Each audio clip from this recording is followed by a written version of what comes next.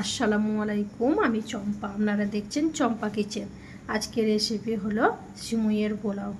বন্ধুরা সব কেমন আছেন? আশা করি সব ভালো আছেন।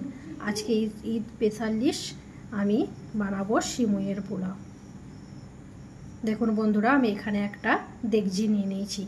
ডেকচির মধ্যে দিয়ে দিলাম এখানে পরিমাণ মতন সাদা তেল, আর এখানে দিয়ে দিলাম পরিমাণ মতন ঘি। ঘিটা দিয়ে তেলের সাথে আমি ভালোভাবে গরম করে নেব গ্যাসে। ওইদিকে আমি একটা বাটির মধ্যে পানি নিয়ে নিয়েছি পরিমাণ মতন। পানিটা এখন আমি গরম করতে দিয়ে দিলাম। পানিটা আমি এখন ফুটিয়ে নেব। ওর থেকে দিয়ে দিলাম এলাচ, লবঙ্গ, দারুচিনি আর একটা তেজপাতা, আর দিয়ে দিলাম এখানে কাজু কিশমিশ পরিমাণ মতো, হাফ দিয়ে দিলাম এখানে। দিয়ে ভালোভাবে খুন্তির সাথে আমি নেড়ে ওইটা ভেজে নেব। এখানে দিয়ে দিলাম সিমুইটা। আমি এখানে 500 সিমুই নিয়ে নিয়েছিলাম। সিমুইটা আমি এইভাবে ছোট ছোট করে কেটে নিয়েছিলাম। ভেঙে ভালোভাবে আমি খুন্তি দিয়ে নেড়ে চেড়ে এটা আমি সিমুইটা ভেজে নেব তেলের মধ্যে। এইখানে একটা খুন্তিতে বন্ধু হচ্ছে না, আর একটা খুন্তি আমি দিয়ে দুটো খুন্তি নিয়ে আমি ভালোভাবে নেড়ে চেড়ে নিয়ে ভেজে নেব। 2-4 বার এইভাবে নেড়ে চেড়ে আমি লাল করে নেব সিমুইটা ভেজে। যতক্ষণ না লাল হবে আমি ততক্ষণ এইভাবেই নাড়ব। দিয়ে দিলাম এখানে স্বাদ মতন চিনি। আপনারা আপনাদের মিষ্টির মতন চিনিটা ব্যবহার করবেন। আমি এখানে যে ফুটানো পানিটা ছিল সেই পানিটা দিয়ে দিলাম পরিমাণ মতো। আবার আমি দুটো খুন্তি দিয়ে ভালোভাবে নেড়ে চেড়ে নিচ্ছি।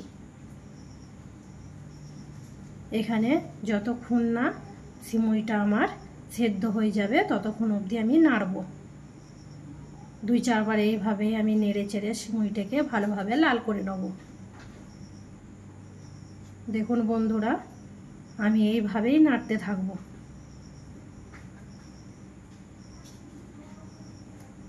এই দেখুন কতটা সুন্দর কালার চলে এসেছে। এরপর দিয়ে দিলাম আমি হাফ কিশমিশ আর কাজু, আর এখানে নারকেলটা আমি কুড়ে নিয়েছিলাম। কোরানো নারকেলও ওপর থেকে দিয়ে দিলাম।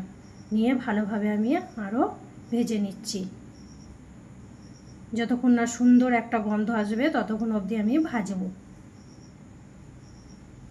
ভাজতে ভাজতে সিমুইটা যখন ঝরঝরে হয়ে যাবে তখন আমি ভাজাটা বন্ধ করব। এইভাবে আমি নেড়ে যাব।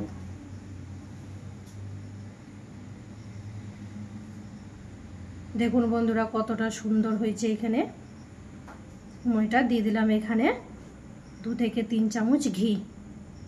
ঘিটা দিয়েও আমি আবারও ভালোভাবে নেড়ে চেড়ে নেব। এবার এখানে আমি একটা কাঁটা চামচ ব্যবহার করেছি। কাঁটা চামচটা দিয়ে আমি ভালোভাবে এভাবে নেড়ে নেব। দেখুন বন্ধুরা, যত কাঁটা চামচটা দিয়ে আমার সিমুইটা কতটা ঝরঝরে হয়ে গেল।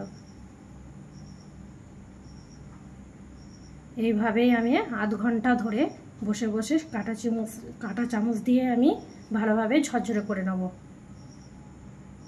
আধ ঘন্টা অবধি আমি ঠান্ডা করতে দিয়ে দিলাম। দেখুন বন্ধুরা কত সুন্দর ঝরঝরে হয়েছে সিমুইটা। আমার রান্না যদি ভালো লাগে লাইক, কমেন্ট, শেয়ার করে দেবেন। খুদা হাফেজ।